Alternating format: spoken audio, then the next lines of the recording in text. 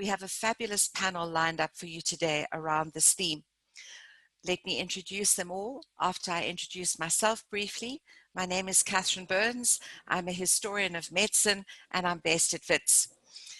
Our first speaker today will be Motlatsi Khosi. She is currently working as a lecturer at the University of South Africa in the Department of Philosophy, Practical and Systematic Theology. She lectures in African philosophy and Western philosophy and has taught the religion and gender module at the university's Institute of Gender Studies. Her research focus is on South African social movements and on critical race theories, and she's the co-founder and facilitator for the decolonial reading Salon.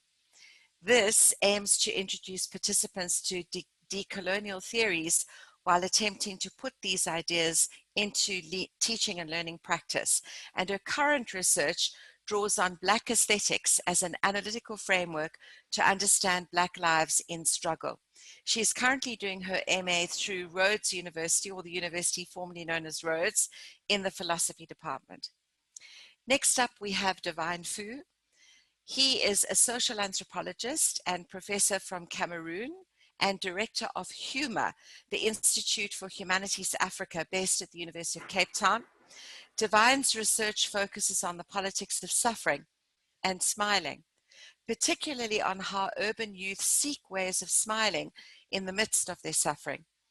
He has carried out research in a number of countries in the region and in West Africa, including Cameroon, Botswana, and South Africa.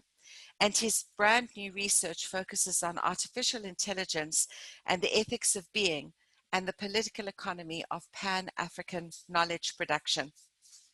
Next up, we have Angelo Fick. He currently is the Director of Research at the Orwell Socioeconomic Research Institute in Johannesburg. Before joining ASRI, he spent nearly half a decade, and many of us will have first met him as a news analyst and broadcaster in South Africa, and he continues to give political commentary across various platforms, including the BBC and other platforms on the continent. He has a very long and varied teaching record across a variety of disciplines in the humanities and the applied social sciences in several universities in South Africa and Europe, and he has held the UNESCO Fellowship at the Center for Women's Studies at Utrecht. His own research is informed by critical race theory, feminism, colonial discourse theory, and post-structuralism. He has written and published extensively, and his work has appeared in such places as the Mail and Guardian, the Journal of Commonwealth Literature, Women Writing Africa, Cuba Counterpoints, and the Johannesburg Review of Books. Lastly, but not least at all, we have Desiree Lewis. Desiree is a professor in the Women and Gender Studies Department at the University of the Western Cape, and her fields of interest include feminist and sexuality studies and literary and cultural studies. Her recent collaborative and personal research takes a new turn, drawing energy from her wide reading and writing in the previous instantiation of her work, and it focuses on critical food studies. She is in fact currently the lead investigator in a program funded by the Mellon Foundation titled Critical Food Studies, Transdisciplinary Humanities Approaches, and she will be talking about that today. Without further ado then, I will hand over to our first speaker for what I'm sure will be a thrilling introductory presentation. Motlatsi. Thank you so much for the introduction, Catherine. Just before I start, for my presentation today, I'm going to be focusing on the theory guiding my thinking, particularly critical race, but within the decolonial thinking. I don't have much time to bring in the aesthetic analysis, but hopefully when I do write this paper, I will be able to include that and some of my own artwork in the discussion. But yeah, let me begin. How do we begin to break through all the noise? We cannot deny the collective anxiety. With lockdown has come new pressures. Lockdown brought job insecurity and reminded us all of how precarious work can be. Mental health has been brought to the forefront. Being pressured indoors, whether alone or with others, comes with its own insecurities. Yet we must continue to work, teach, and most importantly, learn. I find myself constantly overwhelmed, yet in moments of choking anxiety, I know to stop what I am doing and steal a moment from myself. I must breathe. The breath is a powerful tool beyond the practical as a means of healing. When my anxiety tells me my throat and chest are tight and restrictive, my breath reminds me that my body is a site of calm and quiet resistance. In meditation practice, we are guided deeper into our mind to the space of calm. Yet this can feel impossible if your thoughts are constantly at work. To achieve stillness of mind is to follow the breath. I love the image that comes with being told to drink in the cool air, feel as it flows through the nasal passages, cuts through the nasal passages as it makes its way down the throat and through my lung and fills my lungs. My presentation seeks to understand how theory can act like breath. It means to make sense of new ideas when others would consume our ways of thinking. These consuming ideas are those in service of maintaining dominant power structures.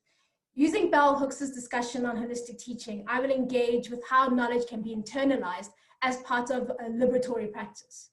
I will examine the ways in which collective learning experiences can create spaces conducive to the acquisition of theories that challenge dominant power structures. These power structures, I argue, seek to create the power dynamics in society that unjustly identify those of value and those without. These create hierarchies that are perpetuated in the classroom, and so for Hooks, the teaching practice is one that serves to dismantle this dynamic. Here I argue that the teaching and collective learning acts as the breath. It acts against structures that would choke our existence to either knowledge producer or its consumer, those of value and those without. The latter are placed into the existence where the humanity is perpetually denied, and society functions to affirm this position with constant reminders of how our lives don't matter. I can't breathe, systemic injustice as strangulation. We must first understand that the world we live in thrives off its ability to squeeze us into molds of existence that seek to perpetuate systems of power. We see this in the feelings of alienation amongst previously colonized from their own history, language, experiences, and even their own land. To engage in space as knowledge producer within institutions means to speak and perform as the colonizer does. To engage as agent within spaces of power requires that one, according to Mignolo, grasp the mythology of this or that language, but it means above all to assume a culture, support the weight of civilization. This explains the calls for fees must fall and roads must fall student protest movements to Africanize the university.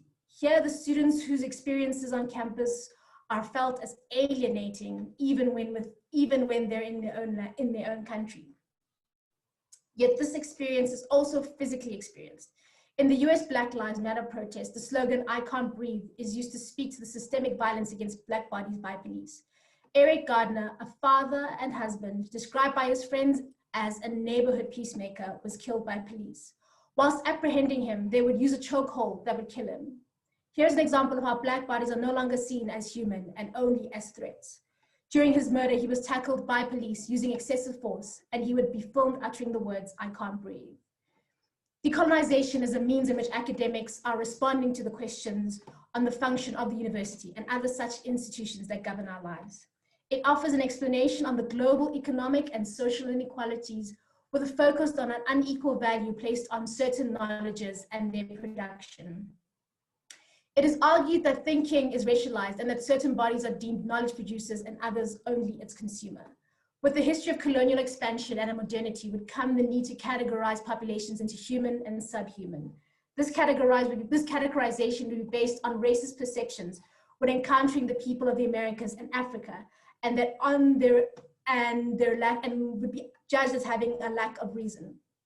These peoples were relegated to the realm of non-human, or being close to but not quite human.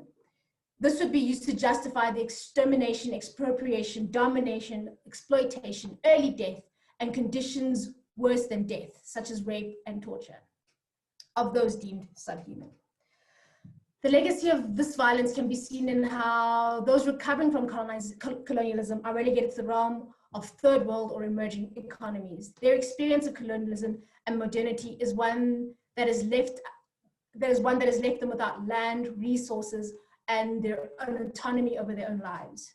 Yet this violence is also described as a theft of history, where indigenous knowledge was also destroyed, and its effects are still being experienced today as those of alienation. Thus, decolonization sees justice at an epistemic level, with a focus on cognitive justice becomes the right to think, theorize, interpret the world, develop own methodologies, and write from where one is located and unencumbered by Eurocentrism. We see all of this happening within the university space through the banking system of education. Here, students are seen as the consumers of knowledge and the educators their feeders. The banking system is one characterized by top-down, where one's place, one's role, either student or teacher, must be known and kept, ensuring the hierarchy of power in the classroom that mimics the external institutionalized inequality. Paulo Freire argues for a teaching that disrupts this logic of knowledge through the ways in which we teach and learn. He insists that education becomes the means to encourage conscientization, where students develop the critical skills to recognize and disrupt such social systems of power. They do so by becoming an active participant in their own learning. Meditation as intellectual practice, thinking as breath. My response to such suffocation in our teaching and practice must be one that resists power, this power dynamic, which defines the tradition as well as embedded neoliberal learning scenarios, where these hierarchies view the transfer of knowledge as top-down. Pedagogies of freedom understand how these hierarchies create the other subject and how one's subjugated knowledge creates an understanding of our experience of being marginalized. This context of being is one where you are pushed to the margins and you are silenced, and in being silenced creates one's own silent center. Bell Hooks' method stems from her anti-colonial, critical, and feminist pedagogies, whose contents would be the basis of her teaching. Her practice would impact her understanding of the world as one that is expanding beyond the boundaries. It has made it possible for me to imagine an pedagogical practice that is engaged directly both the concerns of interrogating biases in curricula that reinscribe systems of domination, such as racism and sexism, while simultaneously providing new ways to teach diverse groups of students. The key feature of this teaching method is to recognize the various ways in the institutional spaces, the presence of the educator, the experience of students, and other external and internal forces impact the ways in which knowledge is transferred within the teaching space. In order to recognize the ways in which power works its way inside the classroom, and to resist such forces, the class and teaching methods used must reflect such resistance. Hooks describes such teaching as performative, where the classroom becomes a place in which one can create change and encourage creativity that will allow us to find and use the unique elements in the classroom. Hooks approaches a holistic understanding of teaching, where the space is created where not only where the students learn, and the role of the teacher is one that reflects and encourages pedagogies of freedom. While Freire, whose works call for this active participation, Han's understanding of teaching is one that focuses on the whole human, calling for the union of body, mind, and spirit. It is through this that Hooks was able to overcome years of socialization that had taught her to believe a classroom was diminished if students and professors regarded one another as whole human beings, striving not just for knowledge in books, but for knowledge on how to live in the world. The themes of meditative practice are strong in Hooks's work, through her understanding of Hans's notion of pedagogy. Here, the teacher must actively be involved in their own self-actualization. Being a holistic teacher means being committed to the ingestion of liberation epistemologies and to internalize them so that they can be applied in their practice. Han conceptualizes such a teacher as being the practice of healing, therapist, teacher, and should be directed towards his or herself first because if the helper is unhappy, he or she cannot help many people. The internalization of such liberatory thinking means being in constant critical reflection of one's practice and being. It's not enough just to encourage critical reflection in one's own work. You must also encourage it in your engagement with others. The classroom is transformed into a space where active learning becomes the means in which creation and critical insights, self-reflection, novel understanding takes place. One's participation with the theories and reflecting on them through collective engagement is thus paramount. As educators, we must make sure that participants are fully aware of their role as active contributors to the collective learning processes from the very start. The classroom becomes a space in which we are also asked to share our experiences and understandings in relation to the themes and issues under discussion. The practice of meditation asks us to be present, and with Hooks, our diverse experiences are brought into the classroom. Through Hooks' theory, her teaching practice is one that encourages future engagement, not only with the systemic injustices that seek to subjugate us, but also with the rich and diverse corpus of writings that are engaged with such experiences. Our task is to understand how various theories engage with our reality. The key feature to making sense through the oppressive noise becomes our ability to engage with the theories that affirm our humanity, through our ability to recognize how our lives are being diminished by dominant structures that would organize us in terms of racial, gender, and ableist hierarchies. This recognition provides us with a breathing room in which to conceive and practice new forms of liberation. My presentation has discussed how such is possible within the classroom setting. The collective learning experience can be a means in which we can break the imposing systems. It is through learning together that we can manifest some breathing room. Thank you.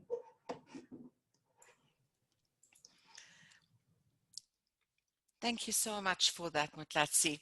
And you fit it within the time, so it gives us a moment to breathe and then to ask if our next presenter will undo his camera. There's Divine Fu.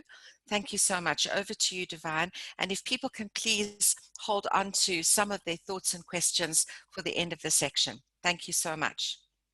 Yeah, thank you very much. And thank you for the opportunity to be part of this fascinating series of discussions and seminar. It's been great, you know, to follow up, not always, but at least see some of the exciting work that has come out of this. And I want to thank you for making me part of this. I think it's an honor to join this group of very, very accomplished thinkers and scholars. So I've entitled this a talk to the nerds, bullies, and nannies, breathing care into the post-COVID university.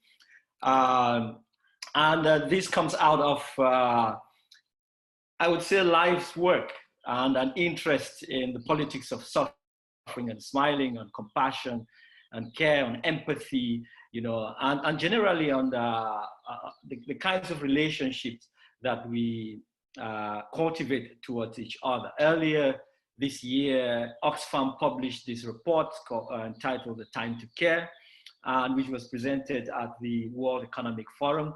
And it just came out at one of the most opportune moments, because just after that, then we have COVID, you know, and COVID then demonstrates to us that we have abandoned and neglected care in the past years.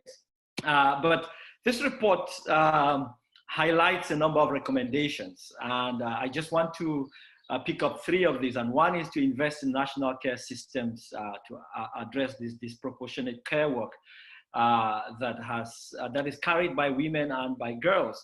And then the fifth is to challenge harmful norms and sexist beliefs. And the fifth is to value care, because to make it as a core business policies and practices, you know. So this is the context, you know, in which I make this presentation and in which I do other work. And I'll start by giving you some of my key influences, because I'm interested in the politics of suffering and smiling. My ideas come from Patrick Chabal, The Politics of Suffering and Smiling, in which he looks at the ways in which people survive in the continent. Judith Butler's work on Frames of War, which is also about how we value humans. I'm a fan of Jao Biel, and you know, his work also about life. And in the past years, I've become interested in the feminist ethics of care. I will cite the work of Eva Feder-Kite about care, but also the work around knowledge production and decolonization, the work critiquing what knowledge is and how we should think from the South, and whether we can actually contribute to rethinking knowledge and contribute to producing a better society. And I'm borrowing from the work of Ife Amadiome, Sarah Ahmad, and I'm a student of Francis Nyamjo, work in the past year on Roads Must Fall, and also the work that he's done lately around eating and being eating, in a way he talks about how we are cannibals surviving on eating each other's lives. And to connect to Motlatsi's work, I'm interested, in the work of Mignolo, Dabashi, Mahmoud Mamdani, questions around epistemic disobedience, and also how we can think, from the South. Mamdani's work is really important for me because it locates the university and reimagining knowledge within the context of neoliberalism, particularly in an African context that has been overwhelmed by structural adjustment.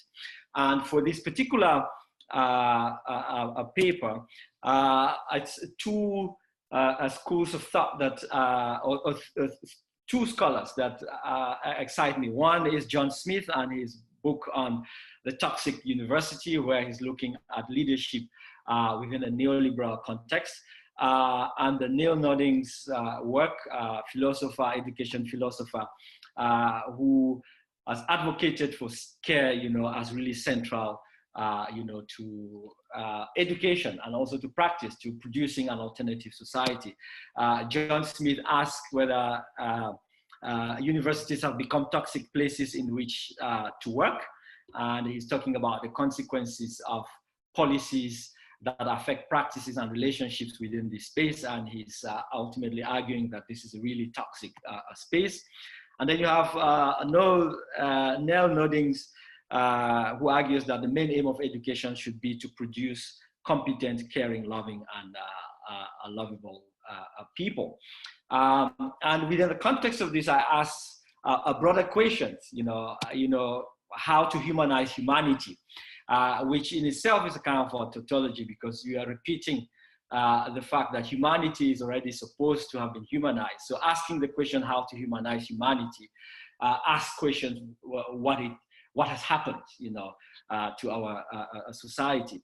And linked to this, we can extend other questions like how to humanize justice, how to humanize suffering, how to humanize technology, and ultimately how to humanize, education, which I think COVID pushes us to ask these questions. And why is humanizing really important, for thinking this post-COVID context and for thinking this post-COVID world?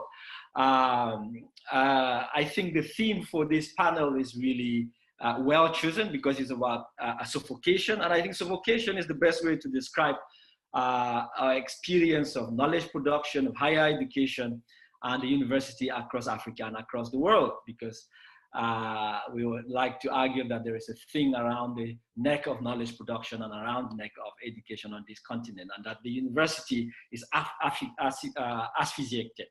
The university is choking. And it's choking for several reasons. One is decolonization, is colonization and colonial continuities, which explains, this movement for decolonization and decoloniality, which takes up a lot of time to have to explain why alternative epistemologies are important. So rather than continuing to produce knowledge like every other place, we take time to explain why that is important. The second is we are choking because of epistemic violence, and these are issues that have been raised by for years. We have Mudimbe, Apia, Amadiome, Yeronko, Otonji, who talks about extraversion. You have Nyamjo, Mbembe, and then lately, to take from our context, you have Ndlovu Agacheno. And then there is structural adjustment also, which took away resources and ensured that universities then become just places either for government, for politics, or politicians, or places to deal with employment. And that Mamdani's book talks about this massification. And then the past years with a feminist movement, patriarchy and misogyny that have really distorted this system or stopped the advance of particular groups of people of minority, heteronormativity, ableism, which is making universities to choke. And then you have neoliberalism and the violence of deliverables. And that is what John Smith is talking about, the importance of numbers, this competition. The university has become a place, to produce numbers, produce a number of students, produce number of papers, to have citation index, to have downloadable, so to have clicks. So there is this push, and the consequences is that the university has become a kind of an asylum. And as we have seen, and as Motlatsi has indicated, mental illness and mental health has become one of the greatest challenges of this space. In fact, it has become almost an institution that can be defined as a kind of a pathology that we need, to treat. And in the past years, many studies around this issue have also mainly focused on how to solve it also as a pathology by introducing like counseling structures, by introducing other institutionalizing structures, rather than looking at a broad perspective, of relationships, especially relationships of care and relationships of ethics that ensure that this space is more humane. But a key catalyst for this crisis, this mental health is also partly neoliberalism, but also the kinds of characters that neoliberalism produces. One is nerds. I've just taken basic dictionary definitions of what they are, just so we understand. And nerds are people who are defined as not really invested in social skills or lacking social skills, but also really committed, to pursuing particular projects. It doesn't mean that it's necessarily always negative, but it just means that there is a deep investment in producing what is called the academic or the intellectual project. And the other is that it produces bullies, because bullying is seen as the key tool for successful survival and existence within this context. So you have to critique, for example, critique and criticism, seminars, and all of these spaces which are framed by these bullying practices and bullying tactics. Yeah, whether you're commenting on a paper, whether you're grading a student's paper, whether you're critiquing or reviewing another paper, you're encouraged, to be this bully. And we think over the years that a way to solve this is to offer nannies, to turn into nannies, people who we seem to think are caring, but who are more like producing a better kind of client relationship. So what we're asking for to solve this problem within this context is to offer nannies who, can offer care. And what we are reading over the recently, today, in fact, I saw like 2 books published now about care and higher education, that care is increasingly emerging as a core recommendation, for dealing with some of the key challenges within this space, whether it's structural violence, whether it's misogyny, and some of the other issues. But so what is care? Much of the literature on caring comes from nursing, and from nursing over the past 40 years, and often it is dealing with assistive, supportive, and facilitative actions towards one another, towards an individual, towards a group of people.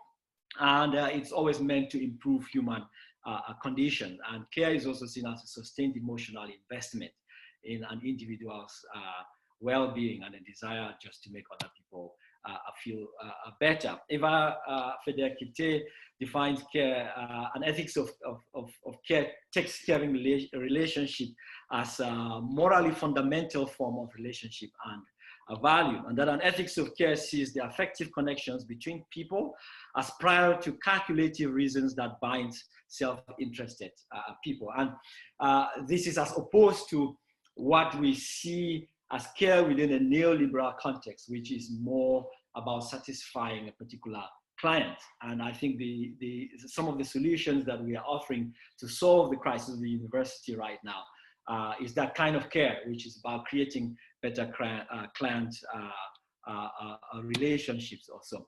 But I'm holding on to Nell Nodding's conceptions of care, which is developed out of a feminist ethic, or what she calls a feminine ethics. And she ascribes to feminine ethics a preference for face-to-face moral deliberations that occur in real time, and an appreciation for uniqueness of each caring relationships. And she argues that caring relationships are basic to human existence and consciousness, and that there are two kinds of two parties within this context. And one is caring, and one is caring for others. But both parties have an obligation towards each other, and a kind of reciprocity. And that's a kind of care that I am seeking to ask, to create within this context. And what I'm asking for is to create societies of care, but to turn the university, into a societies of care, a place of selflessness, a place of obligations, and a kind of a society of affect. And I'm framing this within a general argument that decolonization is ultimately a cultural project that requires a radical cultural shift. And that this cultural shift means that we need to radically change the cultural practice and also the purpose of the university. And I'm saying that, I'm proposing that care, and precisely a feminist ethic of care, becomes a central organizing principle for the university and the purpose for the decolonial university context. And that the university's purpose is to humanize and to prepare and train humans to humanize other people, which means that we work at the university towards building better humans and building a better society. So I'm going to end there. Hi, you're touching on themes very close to my heart here. Thank you so much for that, Divine. Much food for thought. And now we'll be moving straight over to Angelo, if you can give us your presentation. And we're also all remembering to store up questions and contributions for just now. Over to you, Angelo. Right, good afternoon, everybody. This is my second presentation for the day after a week of Zoom meetings, so I might just come undone in all sorts of ways. Towards the end of the last millennium, in a very different arrangement of global politics, the exiled Polish writer Stanisław Baranczak suggested that those who lived under the totalitarianisms of the Soviet Empire lived as if they were trying to breathe underwater. He suggested that resistance to totalitarianism and the way towards articulating a life of substance and meaning under such conditions required art, whether it was literary or otherwise, and artists, and that such creative work was part of coming up for air, as he called it. In this millennium that we currently live in, many tend to think that totalitarianism, which loomed so large in the 20th century intellectual and political landscape, is somehow passé, a thing of times past. But recent events around the world have alerted many of us to the ways that the techniques of totalitarian societies may be aped and replicated by societies that claim to be on the other spectrum of political power organization. Noam Chomsky has long cautioned against the easy division of the world into the free and the captured based on Western and global North governments' definitions of themselves as democracies and their opponents as dictators. Earlier even than Chomsky, in his 1959 set of essays, Aldous Huxley's Brave New World Revisited cautioned against the descent into the totalitarianisms of plenty in our response to and in our avoidance of the totalitarianisms of deprivation, choosing the Society of Brave New World, written in 1932, rather than the dystopia of George Orwell's 1984. With the end of the 20th century's Cold War, as the Soviet Empire collapsed and began to be dismantled, the bipolar distribution of military and cultural superpowers also came to an end. But even as the United States of America entrenched its position as the most militarily powerful state ever to have existed on this planet in human history, the hubris of its governors were constantly challenged around the globe and also increasingly in its domestic sphere. Yanis Varoufakis, the economist, who's I think mostly known by many people as Greece's sexy finance minister during the crisis, among others, trace the shift in the political economy over the last 50 years or so, since the dismantling of the post-World War II global settlement, into what he calls the global minotaur, that system by which all life is commodified and all humans are reduced to consumers, the homo economicus of our current crisis. One doesn't want to sound too millenarian, but the resistance to hegemony has not abated in the generation since the collapse of one of the partners in the conflict which overshadowed the second half of the 20th century. In other words, that conflict between the Soviet Union and the United States and its allies hasn't necessarily, resulted in less resistance to the kind of hegemony that we currently see. However, in contrast, in the period that has since passed, the precarity of our existence at this end of the interglacial period, the threat civilization has begun to pose to its own future in the form of late industrial capitalism and its link to the Anthropocene, these have become such that we can no longer ignore it. The social conflicts which were not resolved in the 20th century have returned with greater urgency, like the repressed of psychoanalysis, in many parts of the world in the 21st century. And these have been made even more urgent by the threats to the way we live now that we have engendered in the patterns of existence and organizing our politics and our polities, which have led to what we now live in, the Anthropocene. If it was difficult to breathe under the polluted water of totalitarianism and deprivation, it is no less easy to breathe under the poisoned water of the totalitarianism of plenty offered by transnational late and post-industrial capitalism. The metonyms abound. The dying words of a man murdered in full glare of cameras, invoked by the first speaker, "I can't breathe," became the rallying cry across not just the United States communities affected by that structural violence and racism, but around the world among people calling for significant system overhaul. The global pandemic, which has challenged Homo sapiens sapiens over the last 11 months, reminded us in other ways how the metaphoric breathing we all supposedly are free to do in the post-Cold War age was actually highly constrained. The weight of poverty, the burden of social and economic inequality, the blight of a society in which entire social institutions and the organizations through which they administer populations have become vehicles aimed at ensuring the profit of the few over the well-being of the many. These features of post-millennial, post-apartheid South Africa, the most unequal society on the planet by several measures, not least the Gini coefficient, has become the measure of our own breathlessness. And it's a global phenomenon. As Chomsky pointed out, among others, what is being globalized is not, in fact, the kind of hyper-safe space communism that many people imagined of the Star Trek universe. But what's actually been globalized is the third world model of a small number of people who are the elites who benefit and masses of repressed people who are expendable and disposable.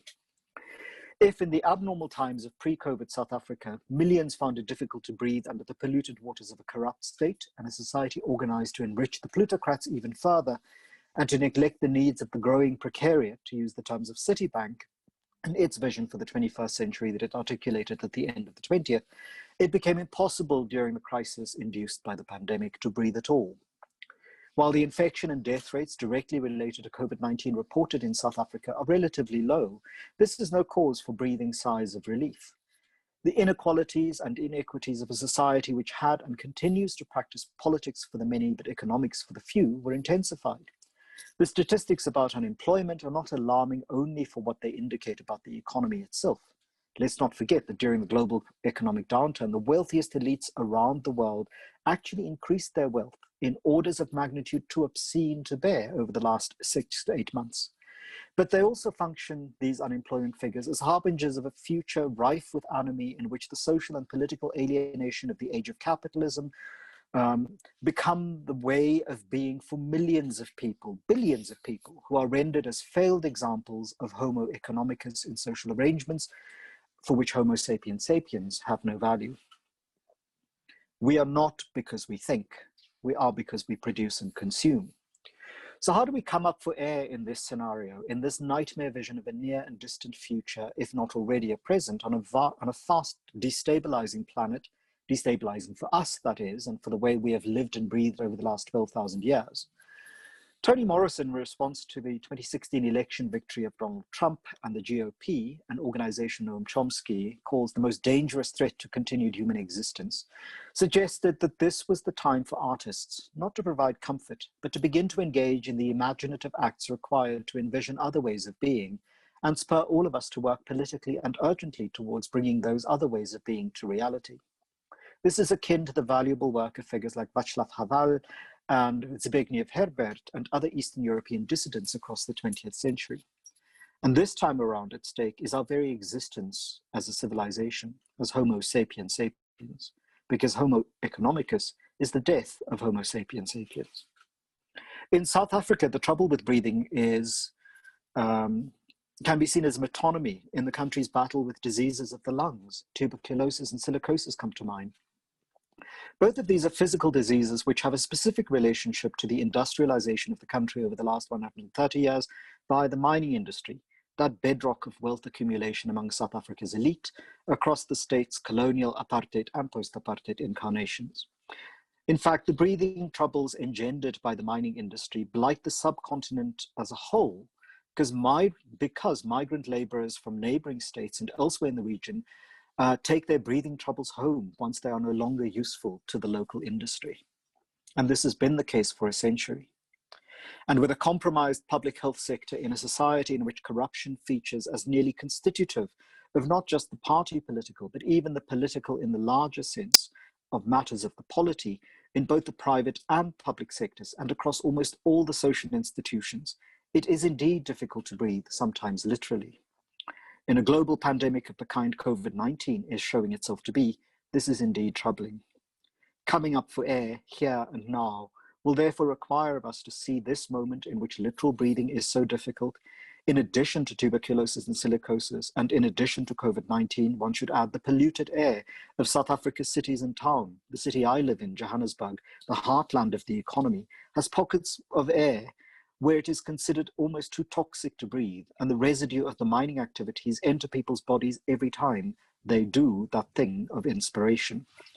And metaphoric breathing, the experiencing the freedom of being fully human promised by South Africa's post-apartheid constitution, is overdetermined by class and its intersections with race, gender, sexuality, education, among other things.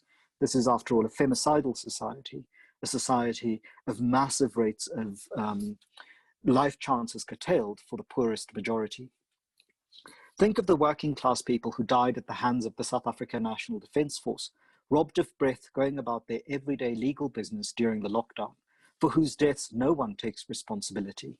And this 7 years after the trauma of Marikana, at which protesting mine workers were shot in the full glare while their deaths were broadcast live on television news.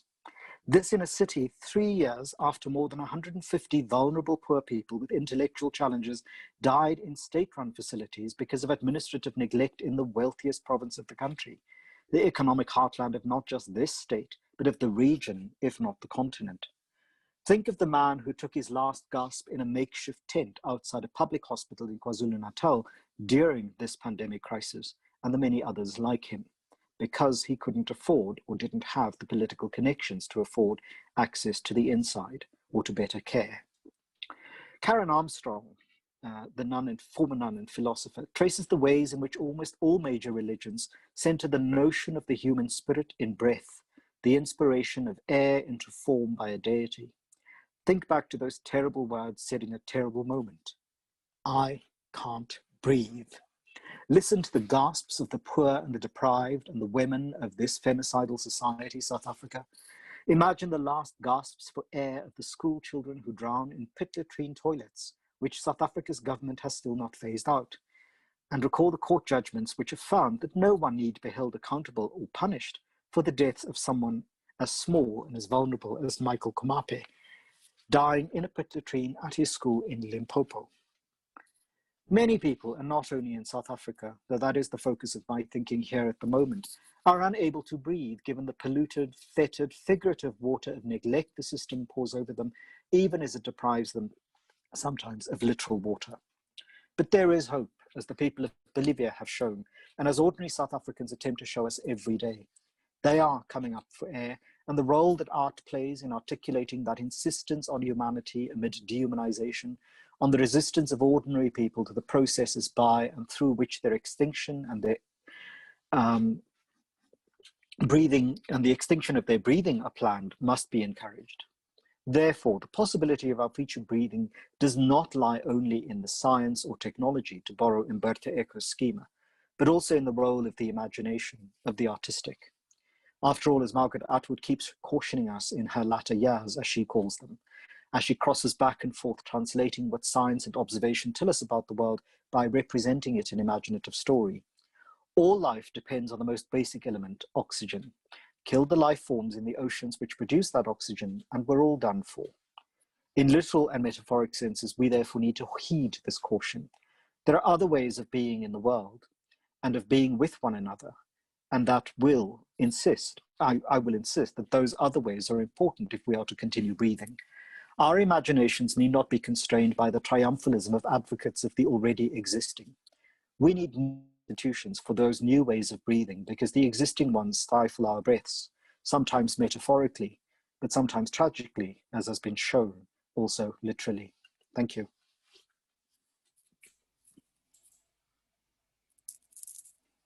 Yeah, thank you very much for that, Angela. Huge amounts of food for thought there. Taking a deep breath.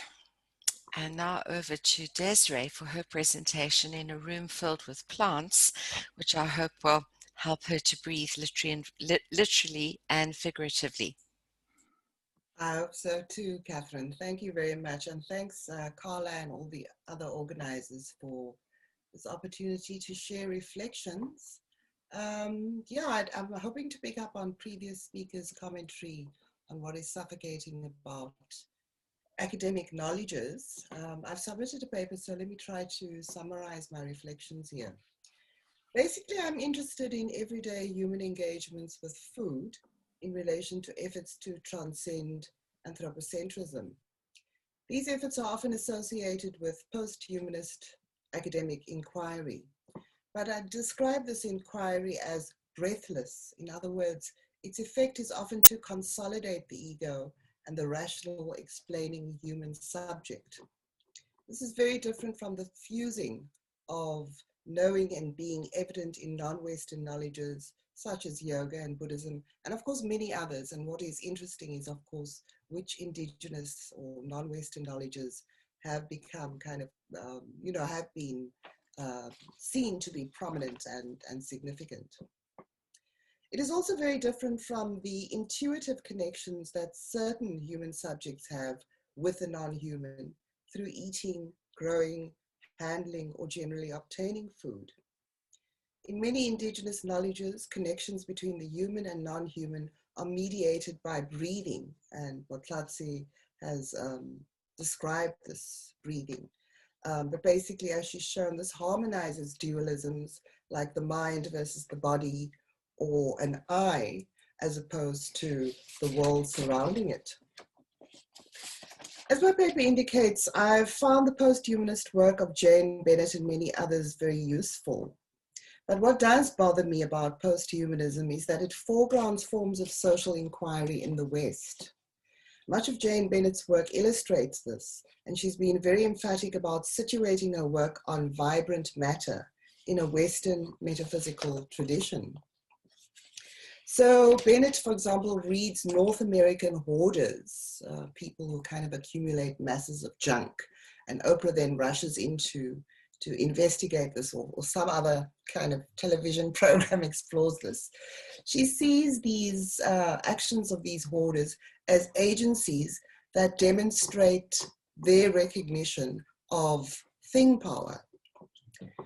Yet the meanings of what hoarders do can't be separated from a mediating context in which certain human behaviors, certain senses of self, are symptomatic of consumerist cultures.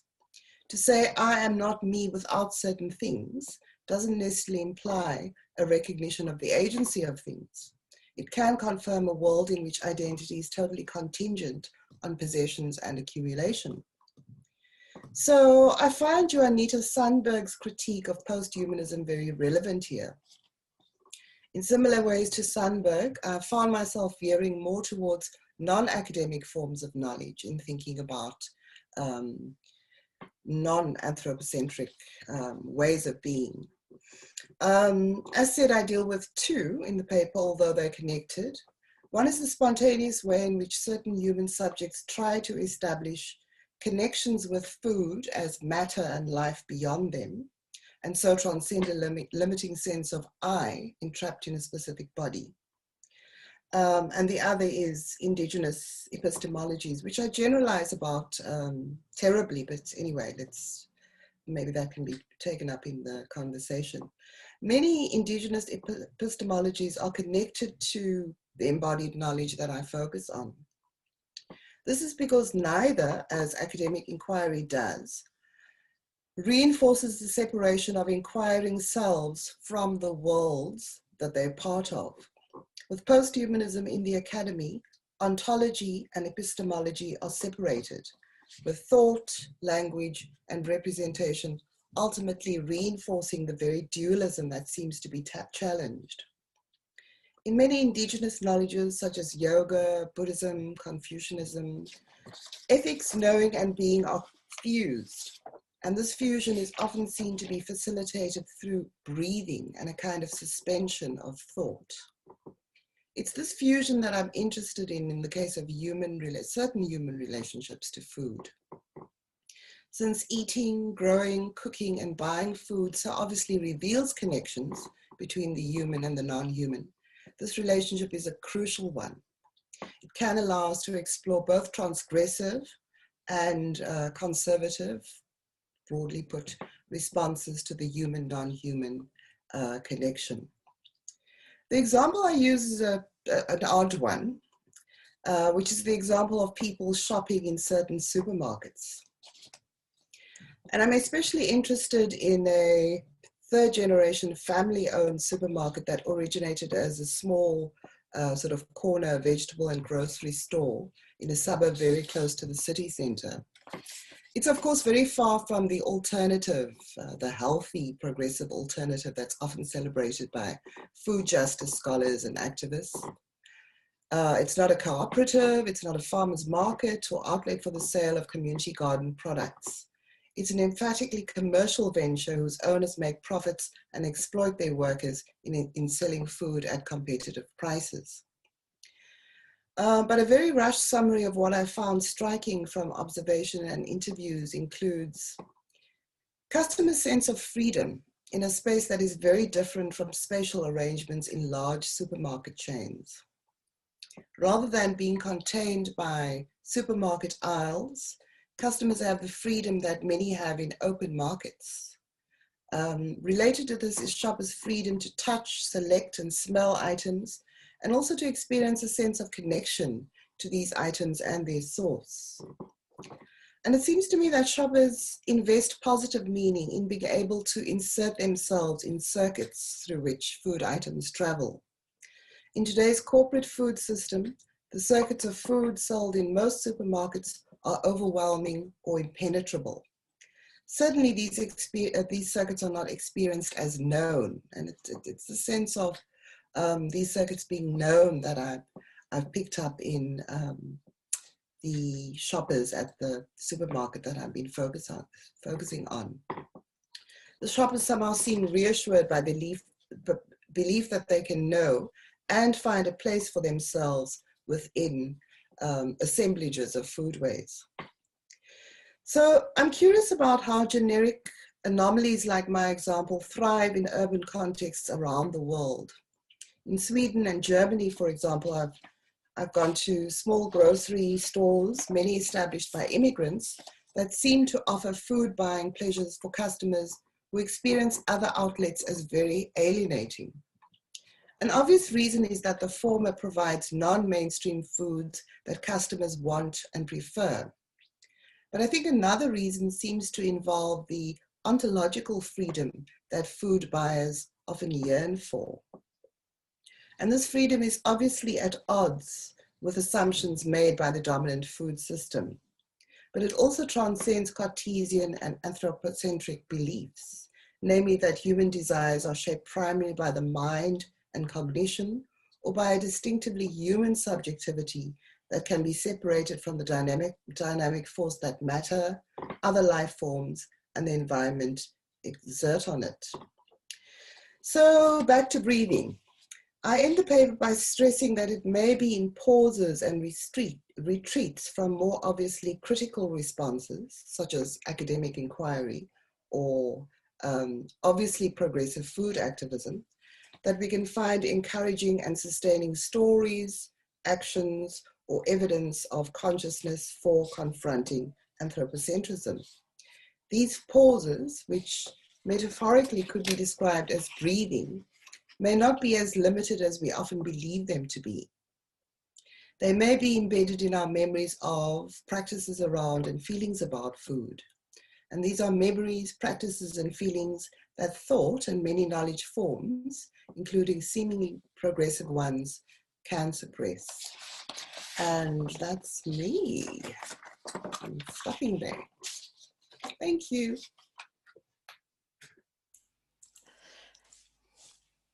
How intriguing. Thank you so much, Desiree, for those series of reflections and insights from your longer paper.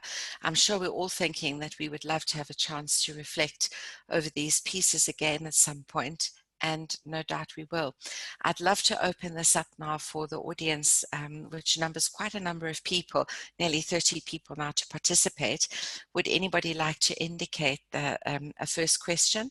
Otherwise, I'd also be happy to get the ball rolling. I'm looking in the chat section, and at the moment, I can't see a chat. Am I missing something? No. Anybody with a hand up? Angelo, that was just you straightening your glasses, not putting your hand up. I'm sure also some of the speakers would like to talk to each other as well. But I've been wondering if anybody in this group of 4 presenters has had an opportunity to read Tsitsi Dangaremba's novel, That Mournable Body. I've been thinking about it while you've been speaking, because it seems to move across many of the registers that you've laid out, including a very deep reflection on food and nutrition and consumption and beauty and the body and breathing and the inescapable thud of life through our veins and the complexity of flag nationalism and the trajectory of ordinary people's lives, and high theory and lived experience and memoir. So I don't know if it's just because it's a book that haunts me from reading it before the COVID epidemic hit us, but I wondered if any of you have read that book, and whether or not it's, I think Desiree is nodding, whether or not it's got some fertile soil for Motlatsi, Angelo, Divine, and yourself to work with. I'll silence myself and I'll go and look in the chat as maybe one of you wants to respond.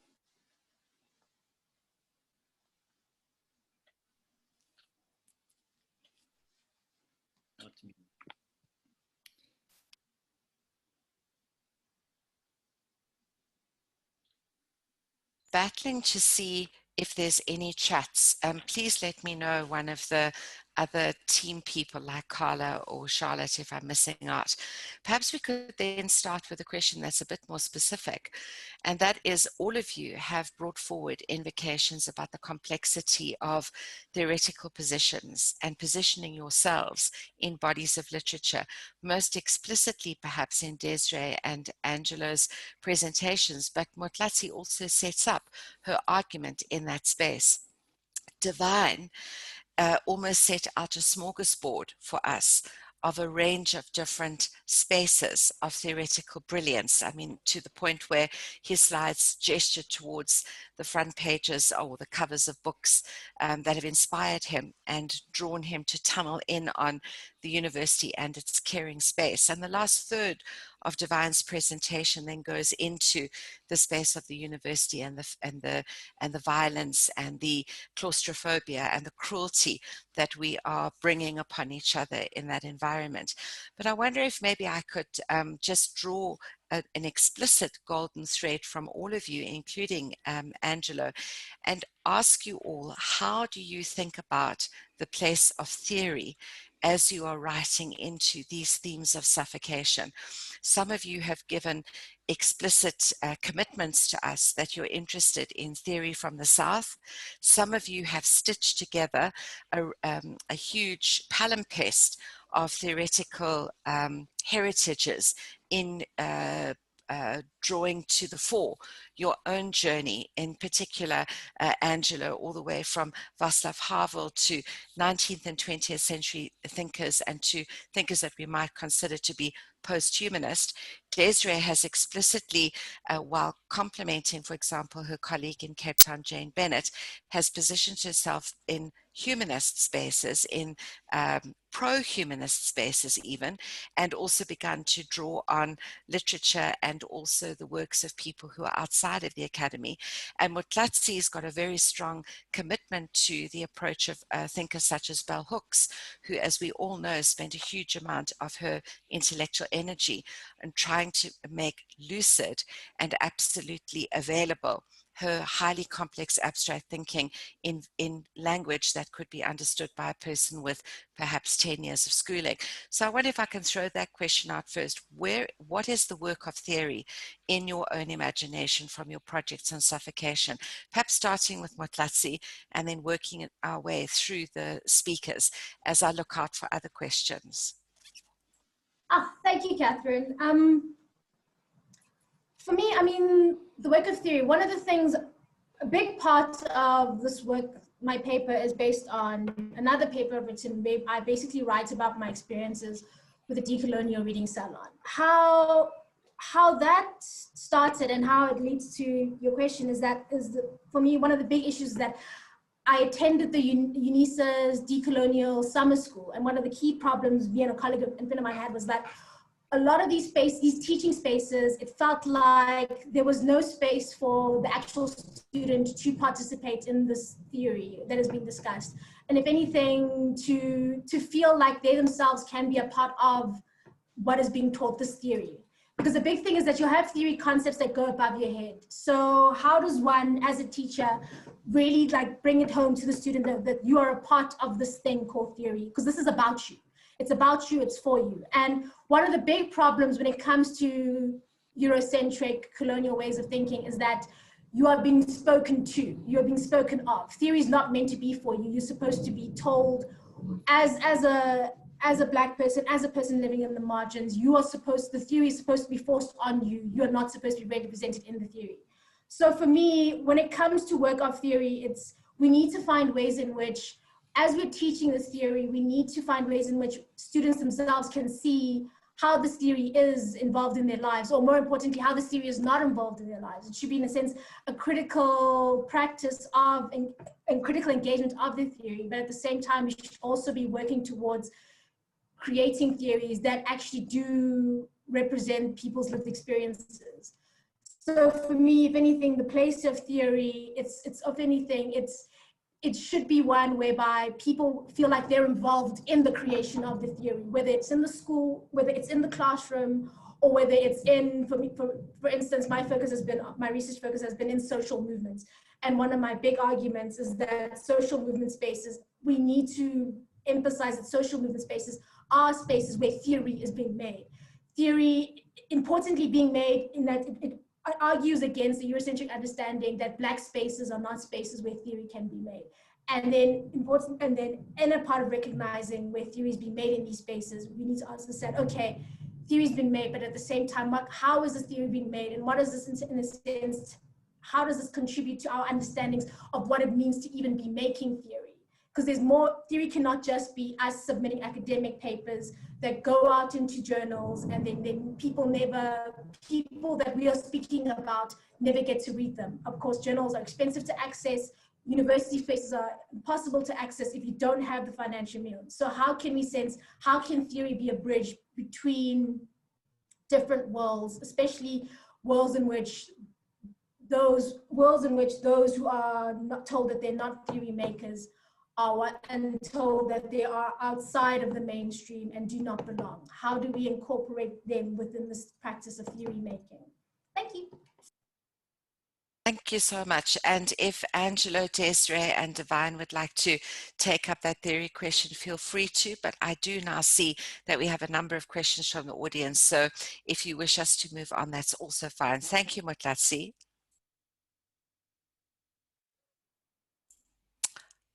Okay, no one jumping in there. So let's go to the questions. We've got people coming in, and I think I'll read out two of them. Leslie Swartz is asking everyone from Stellenbosch this question. Following Desiree's wonderful paper, he says, can you please, Desiree, say something more about the politics of space and mobility in the more informal food store? He had not thought about this and was so struck by your description. And then Casey Golamsky, coming in from the US, said that he too would like to know more about the grocery consumers. How did the shoppers see themselves as part of the food system exactly, or justify or dispossess themselves from agro-capitalist food systems? Perhaps Desiree can take those up specifically, but others are also free to come in with questions about the particular ethnography that they are drawing on for their research. Okay, let me try and respond. So I've been finding the spatial arrangements in conventional supermarkets extremely disturbing. They're operating in obviously Foucauldian way to regulate consumers as those who have absolutely no agency, and you're encouraged to kind of just engage with a commodity. And this is very different from open markets, where you have the freedom to move your body through space, to engage with items, to make decisions, to play the role of an agent, and in a sense to respond to what post-humanists call the thing power of things, of matter. So for me, it's quite hard to write about it because it sounds, just sounds over the top. But I think what is important is to think very carefully about the regulating way in which space works under commodity capitalism. And the alternatives to that are obviously not always alternatives that grant total freedom. So something progressive or something that is non-anthropocentric might not be completely liberating, but there's a kind of an opening. And I think it's this kind of opening that Angelo is also talking about when he talks about the potential of the imagination. The imagination is not always located in, the production of artwork, but in everyday, seemingly quotidian behavior. And I suppose that is really what I'm interested in, thinking about everyday encounters with food, because we often think about these liberating encounters in relation to obviously alternative progressive sites of food production or food consumption, slow food, community gardens and so on. But there are everyday ways in which people are constantly somehow responding to some need, some desire for something more. Something more when it comes to human relationships, among one another, but also the way that humans respond to the non-human. So I think space is really important in that. A theorist that I've found very interesting is Juanita Sundberg. And a lot of the Latin American work has been very critical of post-humanism in the West. So Sundberg, for example, talks about how activists in Latin America somehow ritualize walking as a process that is not just a form of political engagement, but is also a form of establishing a different connection to the surrounding world. So the understanding of politics is broadened. So generally, I think space is usually important, the politics of space.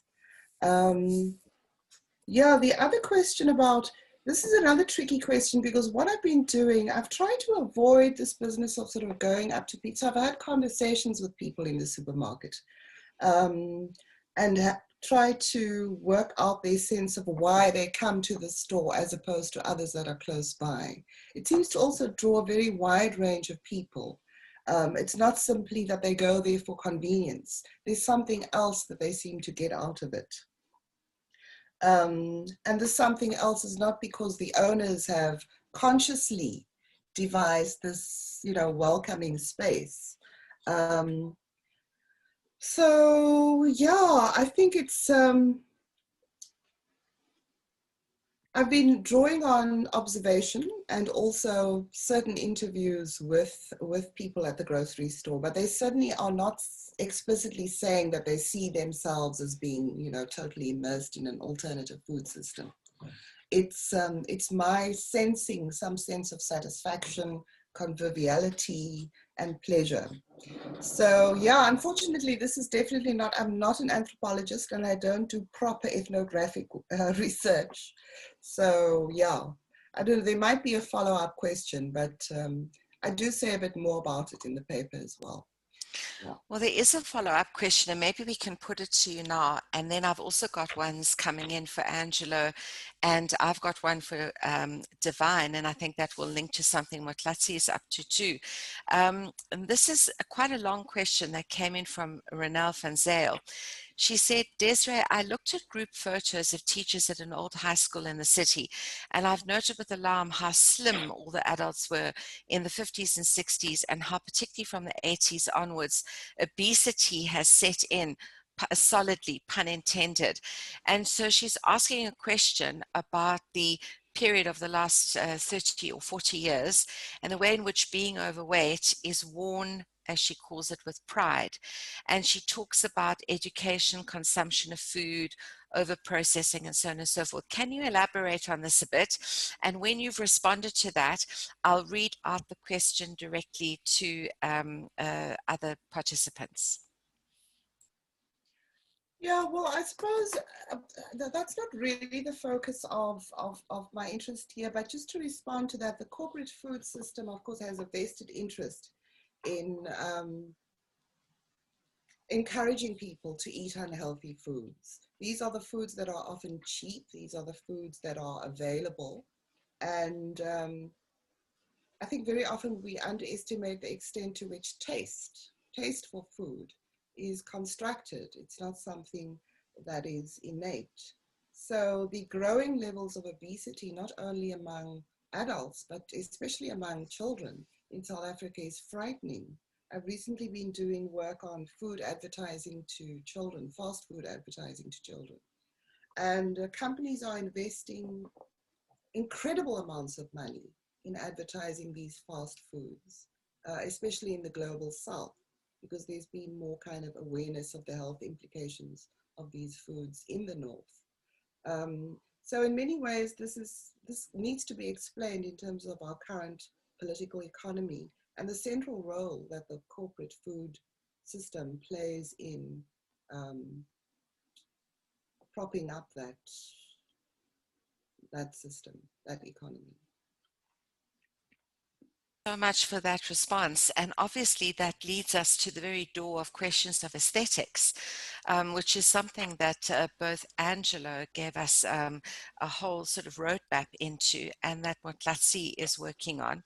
But just before we go to that question, Casey wanted to just double check what the name of the former nun scholar was that you cited. I believe it's Armstrong, but can you tell us her first name? Karen, Karen Karen. Armstrong, Karen Armstrong. Thank you very much.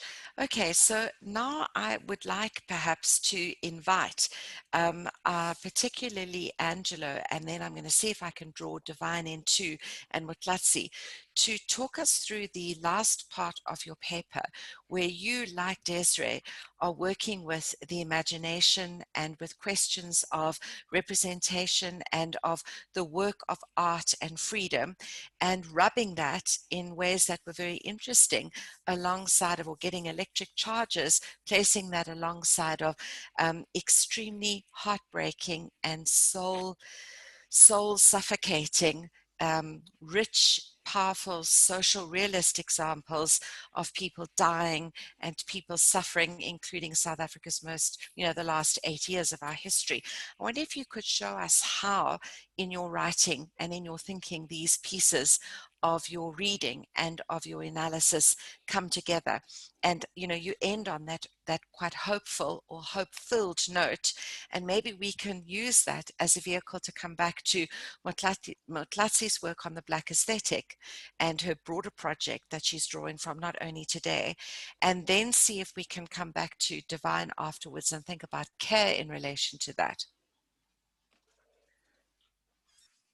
Okay, so I think what is important for me, firstly, is a kind of liberation from the rigors of the academy, and rigors in a different sense from the rigor of discipline. I think, Divine has spoken of the kind of production line that universities have become, and the necessity of producing like one does in a factory, and of consuming as one would in a supermarket. And so my sense of the relationship between what would be considered theory and what would be considered creative production stopped being in tension with one another a very long time ago because of the nature of the discipline in which I originally trained. So in philological disciplines, the interpretive disciplines that literary studies belongs to, the strict distinction between the theoretical and the art object or the object of study became destabilized through the 1980s and 1990s because of sometimes deeply consumerist adoptions of French philosophy or philosophical traditions in the continental space into literary studies, and often, bastardized adoptions of things like deconstruction out of the discipline of philosophical thinking into literary studies.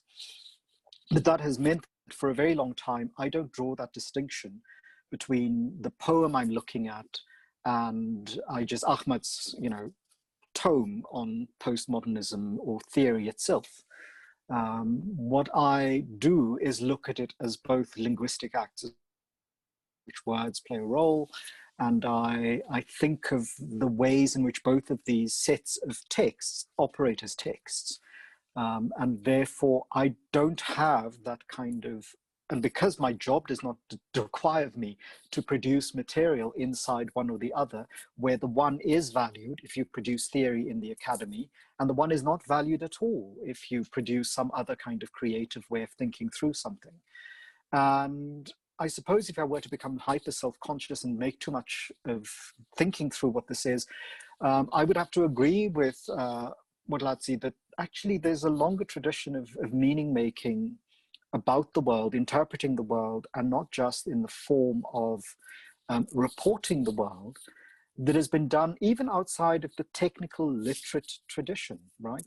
So the work of, for example, Chilean mothers during the Pinochet regime, of weaving their grief and their loss, rather than when it became impossible to write it, they wove it. They literally took women's craft and proceeded to make meaning of the violence that they lived with and that they were subjected to in this form.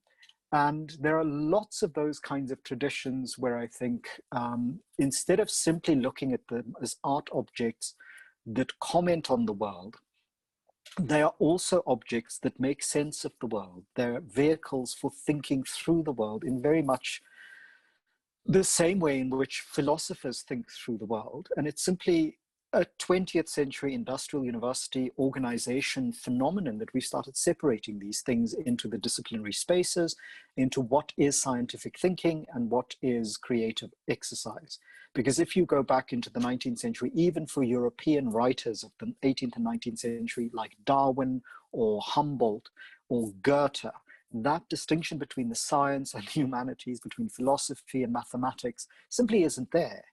And one can read The Origin of Species or The Voyage of the Beagle the way one reads Hard Times or Great Expectations as linguistic acts that are also creative, because language is a creative endeavor to make sense of the world. And so my weaving together is perhaps the consequence of being somebody who's concerned with meaning making in language. And therefore, it doesn't really matter so much to me what form the language use takes, so much as the value placed on the linguistic act for interpreting the world, and whether that is then Kierkegaard or Fatou Sow or Samir Amin or Miriam Tladi. To me, they're all in different ways trying to make sense of the world and trying to interpret it with the aim of trying to change our behavior in it. And that for me is the basis of why I don't draw the strict distinction between theory applied to an object that is often required for many humanities scholars in the philological disciplines in universities. Thank you for that very rich response. Motlatsi, I'm going to draw Divine in here because we haven't heard his voice for a while, and then try and weave back to you. I have an idea of how to do that. I hope I succeed. I can see, though, that you have got responses or engagements with Angelo bubbling. So I feel that, and I feel your breath coming up. But Divine, I wonder if you couldn't come in here too, because Angelo has kind of passed a baton onto you by locating a lot of his response in that space also of being in some senses free of the strictures of university suffocations and requirements, and giving him that breathing space to be able to develop these arguments. You've presented us with a case from nursing, a kind of nursing the world, nursing the university versus the status quo of bullying and of toxicity in the current university space. I wonder if you want to come in here and also perhaps respond to Angelo and maybe show us, perhaps even convince some of us who might be skeptics, why some of the texts at the beginning of your presentation are so fruitful and helpful at opening that space up to you. I perhaps felt that I missed some of that link in your paper between gestures towards this great orchestra of theoretical thinkers and then your own invocations and insights towards the second half or the last third of your presentation. Yeah, thank you, Catherine. I mean, I'll start by saying that it's okay to be skeptical. So I think the world in which we think that we have to necessarily force ourselves to be accepted and liked is a problem. So the key question that interests me, there are two things. I think Angelo has pointed to those and touched on those. The one is just generally how to interpret the world.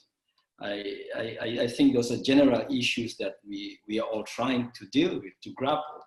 And whether, I don't want to call it Southern theory, I don't want to call it decolonial theory, I'm just asking what can we contribute to thinking the world? Others would say that the South can contribute to thinking the world, but I just think it's not South, we're just contributing to thinking the world. And that's really, for me, important, especially now that the world is asking for answers. And then linked to that is how to inhabit the world, you know. And these are issues that many people have raised. I mean, Shill's last work is about how to inhabit the world. When you look at Felwyn Sarr's work, is all about how to inhabit the world. And a lot of the feminist writing is also how we inhabit the world. It's a theory about life. So generally, that interests me. And I'm interested in general principles, you know, and theory.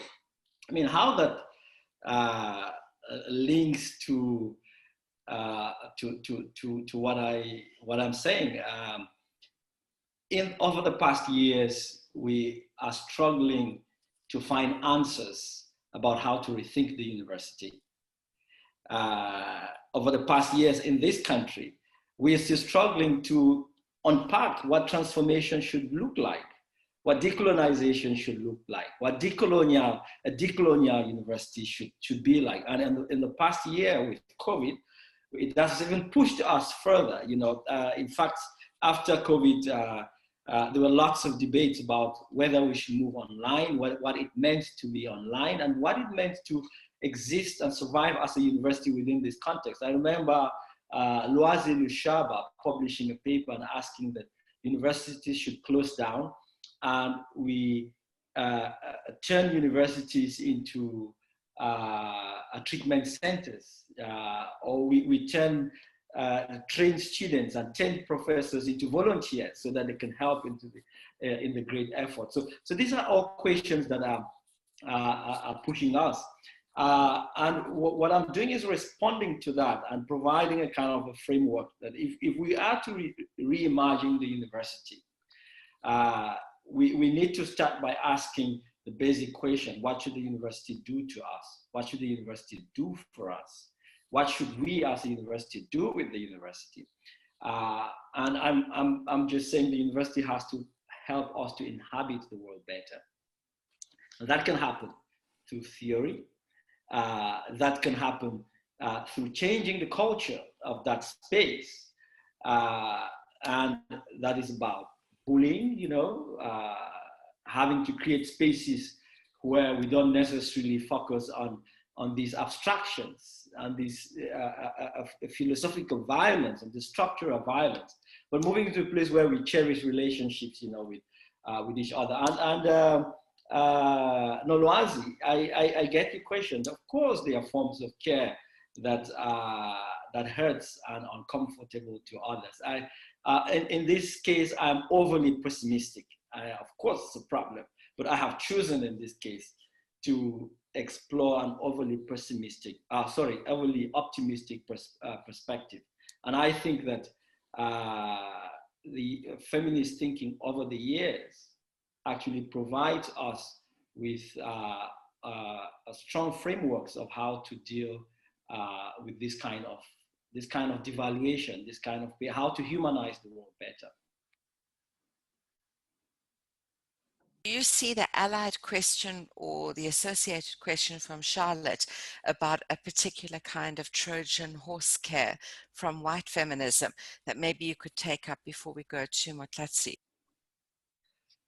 Yeah, I mean, that's how do you consolidate the fact that historically white feminism excluded women of color in, I think the critique, the work of people like Oyeronke and Amajume have raised these issues, you know, and that's why intersectionality is deployed, you know, as a kind of a tool to deal with some of these aspects. Of course, it's true, but what we need to do is to find a way in which, you know, we can cohabit and inhabit this space and take on board both this, acknowledge this, the violence of this particular kind of white feminism, you know, with others. We have to find a way to cohabit and inhabit this space. Thank you. Motlatsi, I know you're bubbling under there, so come in and take any baton you want to from this emerging discussion, and then we'll wind our way back to Desiree and Angela. Oh, there's so many. I mean, even just now at Divine, I want to just add in terms of when we talk about care and white feminist care, I think there's something else that's missing from that discussion, in that we need to, for me, specifically when we look at the medical field and how care is, I've just read some interesting work by Snorton, Black on Both Sides, and like there's a whole chapter dedicated to the fact that how we even, the whole gynecology, that whole practice would not have existed had it, or how far the advancements have happened would not have existed had it not been for slavery. How gynecology, in order for that man to the father of gynecology, in order for him to have done his work, he needed to violently exploit the bodies of Black women. Black women he was subjects who he was busy experimenting on for us to even get to where we are now. So we cannot deny that even medicine, which is supposed to care for our bodies, how can we even begin to talk about care when these very institutions are founded on the violent exploitation of bodies? How can our caring recognize that violent history? And then the second part, the other thing I want to talk about in terms of what Angelo was saying, how he was talking about liberation and freedom. For me, one of the things I'm really focused on in terms of how can we create the spaces whereby we can rethink about liberation and freedom. Because one of my big issues right now is that every time new ideas come in, they get subsumed by dominant power structures. So now for me, it's like, okay, first of all, we need to be able to create before we can even think about liberations, new forms of liberation, we need to begin to create those spaces whereby we can encourage such creativity. And that was the first part of my paper. The second part of my paper that I was intending to do was specific in terms of how do we rethink, how do we create the new ideas.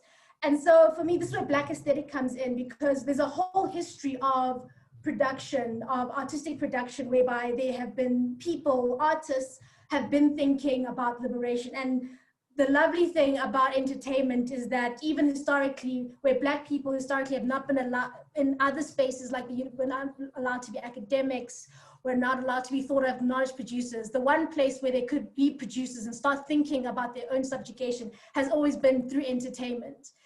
And so that is always for me, is like, this is why I'm always fascinated by popular culture, because here you have spaces where even without even having to engage with the theory, entertainers are engaging with it. And so for me, Black aesthetics has been, it's been a key analytical framework in that it forces you to engage with Black lives, where the university tells you, university or Eurocentric forms of knowledge tell you that Black lives, Black knowledge is Black lives don't matter. Here we have a theory that's an analytical framework that says, no, you will engage with it.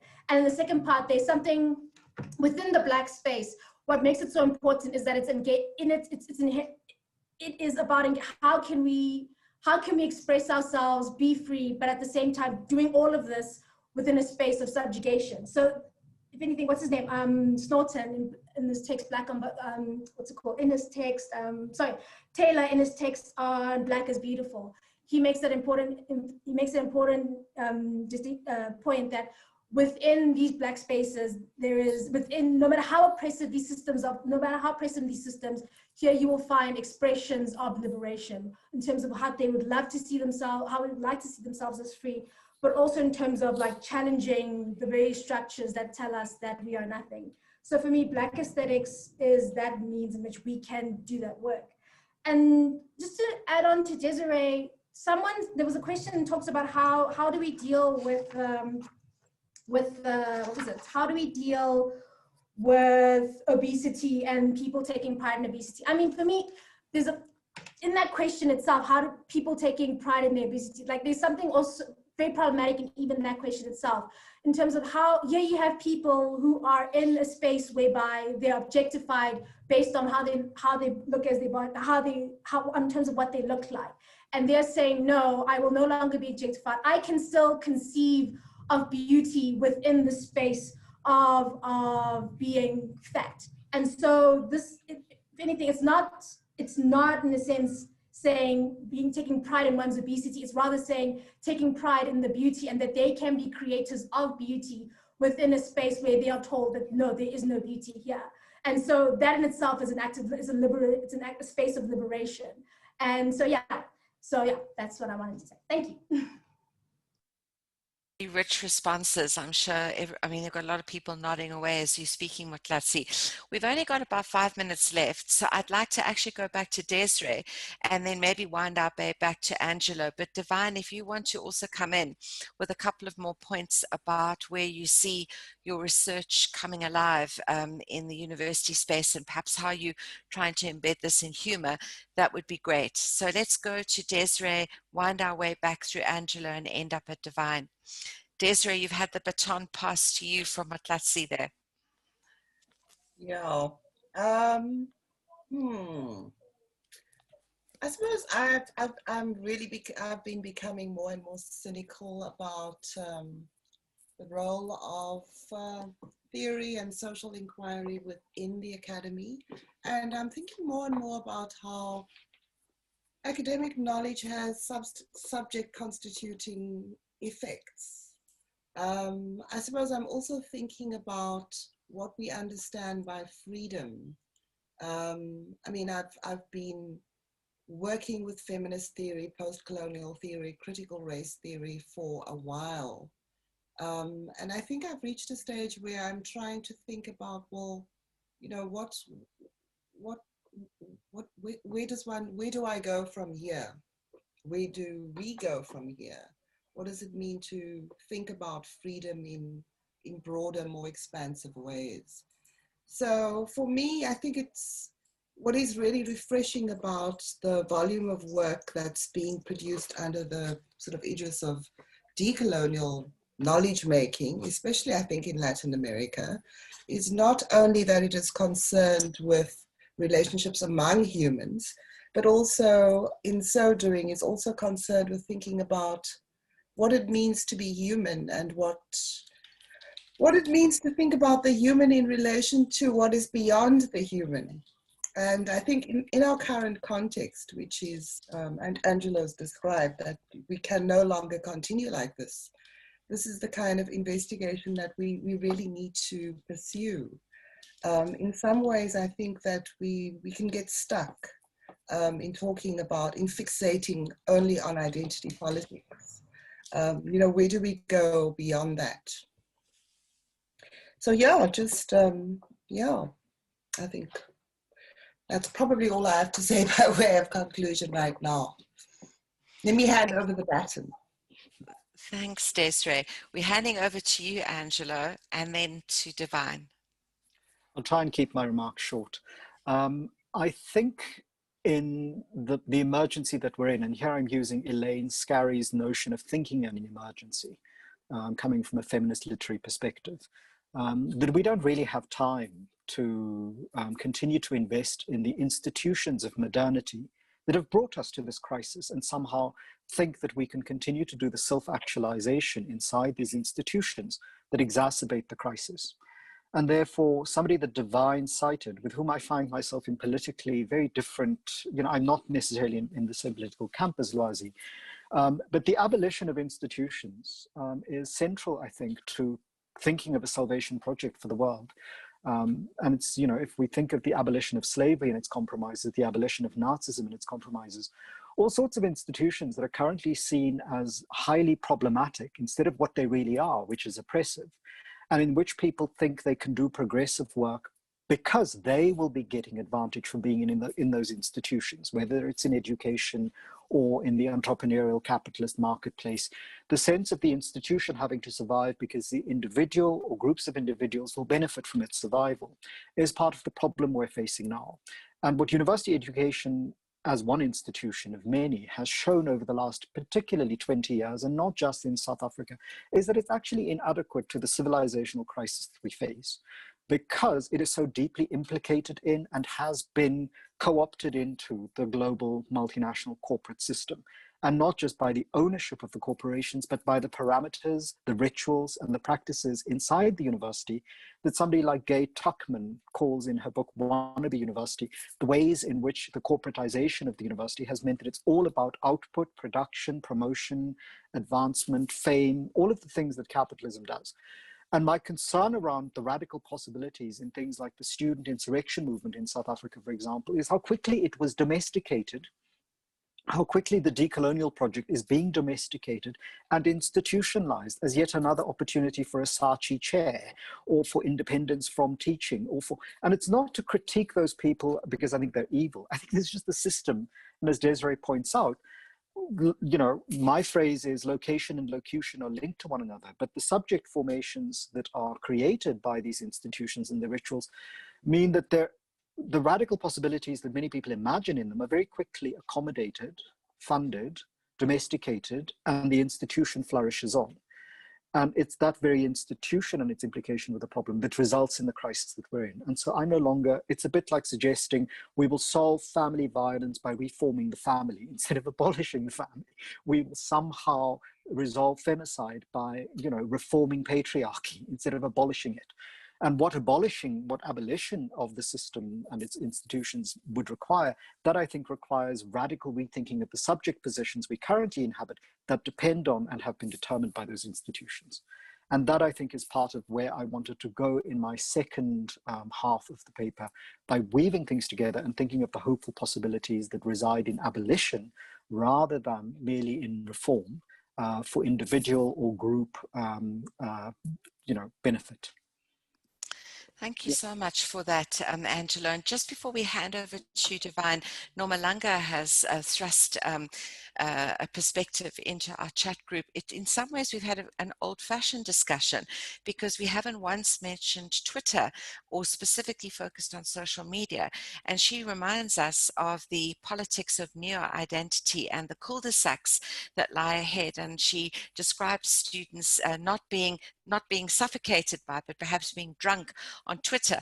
I wonder if you can take her challenge into your response, Divine, about how you're imagining and thinking about humor, and in relation, obviously, to your presentation today, bouncing off of both Nomalanga's point and Angela's invocation of the need to, not reform things that are broken. That's going to be a particular challenge, I know, for you. So let's hand over to you with both of those very complicated theme.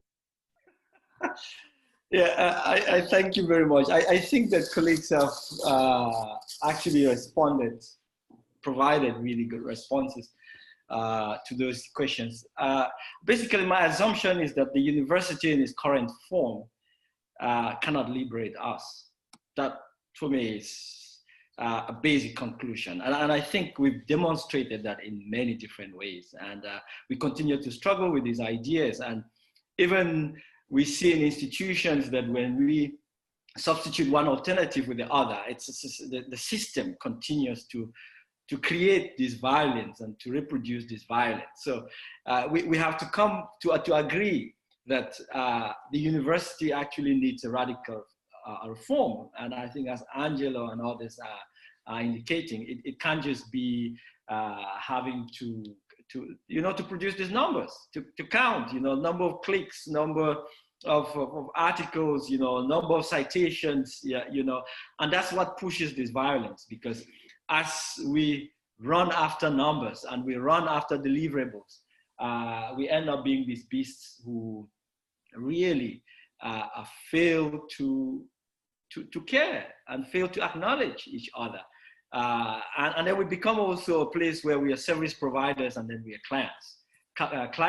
I can see currently that attempts, to try to reimagine the university has just meant that we offer better services to students, So it's all great to offer better services to students, but we're talking about the space, about the culture, about life, about an entire ecosystem that we need to humanize. And I think ultimately, whatever we do, that is where we should be leading to, that we should be able to create an institution that helps us to breathe better, that helps us to create a more equal society, that help us to distribute, that help us to acknowledge, that help us to be able to be convivial and not create the kinds of violences that we already see. We can't build an institution that reproduces the same violence, and the same inequalities. And I think that's what I'm trying to push, to push for. And whether it's moving to Twitter and creating this a post-modernity context, or whether it is staying with this old system, at the core of it is just thinking at this moment, when a vaccine comes, when a vaccine doesn't come, when we wake up tomorrow, what kind of humanity and what kind of human space do we want to have? How do we inhabit it? How do we cohabit it together with the people that have created all of this violence? How do we humanize them better?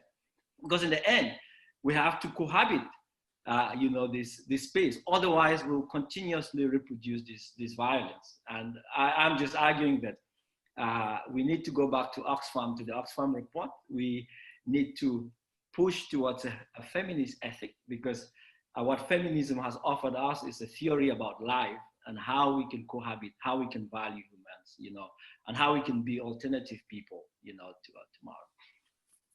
And then. Oh, thank you so much for that, Divine. A series of invocations. Don't have your own drop-down oxygen mask, but figure out how to share oxygen with oxygen thieves. That can be challenging for all of us, and the baton is passed back to us. Thank you so much, Desiree. and Angelo and Motlatsi and Divine and the whole audience here today for your participation and your ethic of listening and of interpreting and of questioning. And Charlotte and Nwazi and Carla, thank you for providing this venue and this space for all of us. Carla has a few points that she's going to put into the room before we say goodbye, and over to her now. Thank you all. Thank you, everyone. As many of you all know, I share much of the sentiments and concerns about the space or lack of space in universities, but every now and again, there's a moment of beautiful fresh air like this panel, which reminds me about some of the things I love most. So thank you to all the speakers for what has been an amazing panel, and to all the participants, and to Kath for chairing, and also, as always, to the entire team. This entire symposium was and has never been an individual effort. It has always been about the teamwork that has gone into it. And so just to acknowledge everybody involved in the team, and also our technical team who have dealt with, I think Charlotte sent at this point thousands of things to people to get things done. So thank you to all of you, to all the participants, and to everybody who's made it possible.